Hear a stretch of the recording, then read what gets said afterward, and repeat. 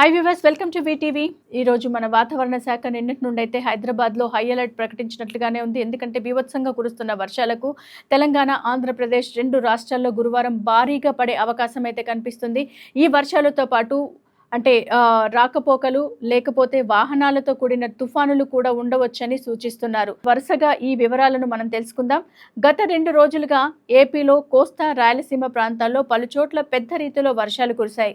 ఉదాహరణకి ప్రకాశం జిల్లా ఒంగోలు వద్ద 6.4 సెంటీమీటర్స్, చిత్తూరు జిల్లా 5.9 సెంటీమీటర్స్, అలాగే ఉప్పలపాడు 5.3 సెంటీమీటర్స్, వేములవాడ 4.7 సెంటీమీటర్స్ వర్షపాతం నమోదైంది. దీనితో పాటు రాబోయే 24 గంటల్లో వాతావరణ సూచికలు మనం ఇప్పుడు తెలుసుకుందాం.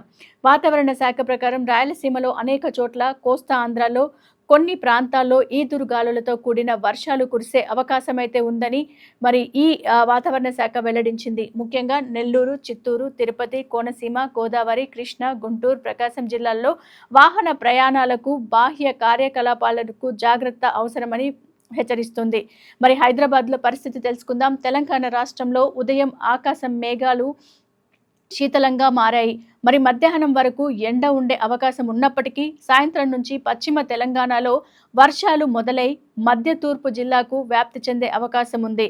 హైదరాబాద్లో సాయంత్రం 4 గంటల తర్వాత తేలికపాటి వానలు, రాత్రి వేళకు మధ్య వర్షపాతం ఎదురయ్యే అవకాశం ఉంది. ఉష్ణోగ్రత, తేమ, గాలి వేగం ఎలా ఉంటుందో చూద్దాం. ఈ జిల్లా ప్రాంతాలలో గాలి వేగం గంటకు 10 నుంచి 15 కిలోమీటర్ల వరకు ఉండవచ్చు.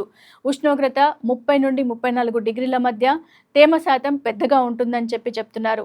రాత్రిలో ఇది 90%కు పైగా చేరుకునవచ్చని చెప్తున్నారు. అందరూ కూడా అప్రమత్తంగా ఉండాలని వాతావరణ శాఖ అయితే హెచ్చరిస్తుంది. Keep watching on VTV. మరిన్ని మీరు ఇలాంటి లేటెస్ట్ అప్డేట్స్ కావాలి అనుకుంటే ఖచ్చితంగా మా వీటీవీని సబ్స్క్రైబ్ చేసుకోవడం మర్చిపోకండి. Keep watching on VTV.